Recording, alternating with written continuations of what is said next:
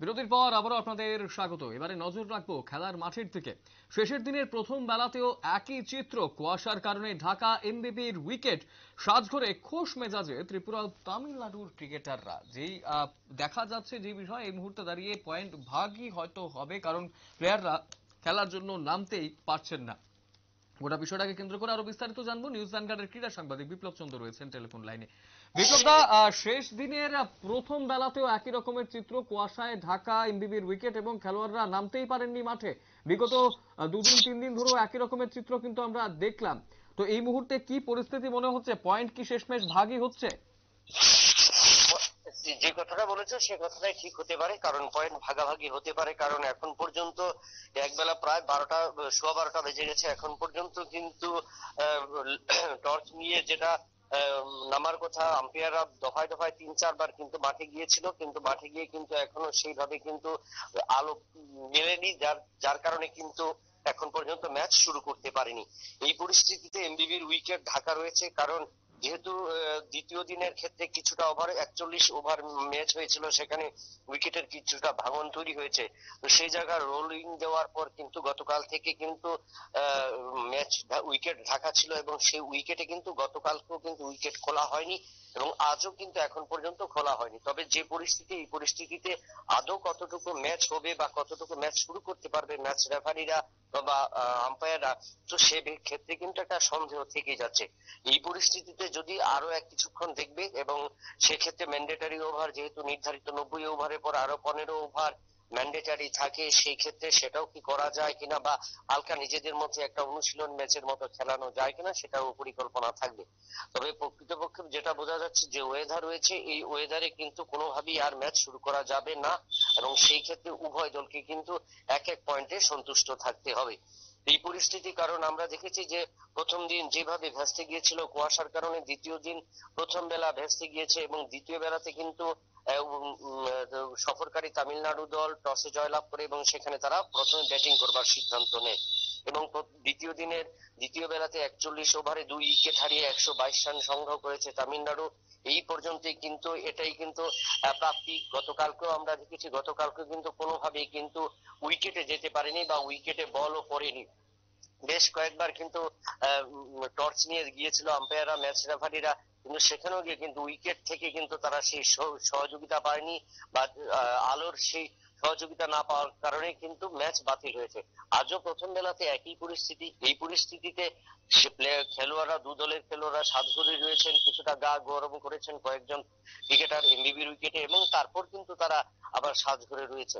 তবে এখন কিছুটা আলোর মিলেছে, তো সেই ক্ষেত্রে বোঝা যেতে পারে যে কিছুক্ষণের মধ্যে যদি দ্বিতীয় বেলাতে দ্বিতীয় অর্ধের কতটুকু খেলা যায়, সেই ক্ষেত্রে উপর চেষ্টা চালাচ্ছেন আম্পায়াররা।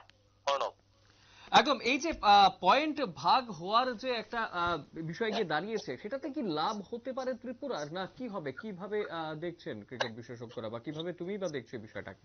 দেখো, ত্রিপুরার লাভ হতে পারে। ত্রিপুরা প্রথম ম্যাচে 6 পয়েন্ট এবং এই ম্যাচ থেকে 1 পয়েন্ট পাবে। তো সেক্ষেত্রে দ্বিতীয় ম্যাচের আগে, কারণ আরো দুটো টোটাল 7টি ম্যাচের এই আসরে, এই 7টি ম্যাচের আসরে রাজ্য দল 4টি ম্যাচ ঘরের মাঠে খেলবে। তৃতীয় ম্যাচটা বাইরে খেলতে যাবে, এবং চতুর্থ ম্যাচে আবার ঘরে খেলতে হবে। এই পরিস্থিতিতে যদি শেষ দুটো ম্যাচে রাজ্য দল জয়লাভ করতে পারে, তাহলে কিন্তু রাজ্য দলের ক্ষেত্রে সুবিধা হবে এবং রঞ্জি ক্রিকেটে একটা ভালো সুযোগ পাবে। এবং অন্যদিকে তামিলনাড়ু এই ম্যাচে 1 পয়েন্ট পেয়েছে এবং প্রথম ম্যাচে হেরে গেছে। এই ক্ষেত্রে তাদের ক্ষেত্রে একটা চাপ থাকবে। অর্ণব, একদম। তার পাশাপাশি এই যে ম্যাচটা প্রায় খেলাই হলো না, এবং সেখানে পরবর্তী ম্যাচ সম্ভবত কর্ণাটকের সঙ্গে, তো তামিলনাড়ুর যারা বোলাররা রয়েছে তাদেরকে তো ফেস করতে পারলো না ত্রিপুরার ব্যাটাররা। তো এই মুহূর্তে দাঁড়িয়ে পরবর্তী ম্যাচের জন্য কি সমস্যা হতে পারে ত্রিপুরার ব্যাটারদের? সমস্যা নাও হতে পারে, কারণ সেক্ষেত্রে কিছুটা সময় থাকছে রাজ্য দলের হাতে, এবং এই সময়ের মধ্যে রাজ্য দল যদি নিজেদের তৈরি করতে পারে নিজেদের নিজেদের উইকেটে, তাহলে কিন্তু রাজ্য দল অনেকটাই কিন্তু সুবিধা পাবে। কারণ যেহেতু রানা দত্ত, মণিশঙ্কর, মোরা সিং এবং অভিজিৎ সরকার 3 পেসারকে নিয়ে রাজ্য দল এবার খেলছে, এবং সেই ক্ষেত্রে রাজ্য দলের বোলাররা এবং ব্যাটসম্যানরাও কিন্তু আত্মবিশ্বাসী হবে, এবং তার পাশাপাশি নিজেদের উইকেটে যদি সেরে নিতে পারে, হাতে সময় রয়েছে।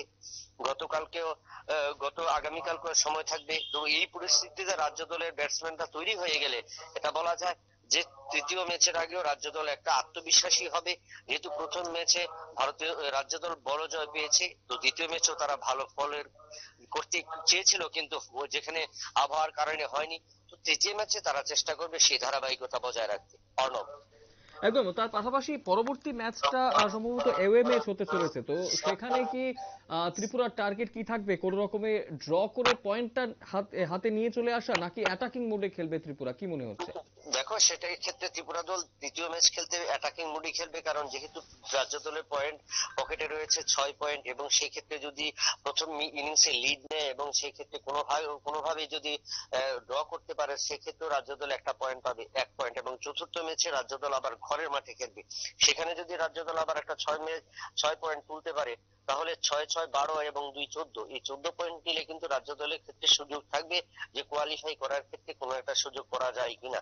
কারণ 7 ম্যাচের লড়াইতে কিন্তু মোট 4টি ম্যাচ ঘরের মাঠে খেলবে রাজ্য দল। এই ম্যাচে যেটাই ফলাফল হোক না কেন, তো প্রথম ম্যাচে যে 6 পয়েন্ট, সেটাতে কিন্তু রাজ্য দলের ক্রিকেটাররা অনেকটাই আত্মবিশ্বাসী, এবং এই আত্মবিশ্বাসীর ধারাবাহিকতা কিন্তু বজায় রাখতে চাইবে ঋদ্ধিমান সাহার নেতৃত্বে রাজ্য দল। অর্ণব। একদম, অসংখ্য ধন্যবাদ বিপ্লব দা বিস্তারিত তথ্য তুলে ধরার জন্য। কুয়াশার কারণে ঢাকা এনবিবির উইকেট, এবং যার ফলে ত্রিপুরা এবং তামিলনাড়ুর ম্যাচ কিন্তু এক প্রকার ড্রয়ের দিকে এগোচ্ছে, পয়েন্ট ভাগাভাগির দিকে এগোচ্ছে, এমনটা কিন্তু মনে হচ্ছে। তবে সাজঘরে খোশ মেজাজেই রয়েছে দু দলের খেলোয়াড়রা। শেষের দিনের প্রথম বেলাতেও একই চিত্র, কুয়াশায় ঢাকা পুরোপুরি এনবিবির উইকেট, যার ফলে বিগত কয়েকদিন ধরে যেই পরিস্থিতি ছিল, একই পরিস্থিতি কিন্তু আজকেও লক্ষ্য করা গেল, এবং সেখানে এমবিবি উইকেটে ত্রিপুরার খেলোয়াড় এবং তামিলনাড়ুর খেলোয়াড়রা কিন্তু মাঠে নামতে পারলেন না। সময় ছোট বিজ্ঞাপন বিরতি, রয়েছে অন্যান্য সংবাদ, সঙ্গে থাকবেন।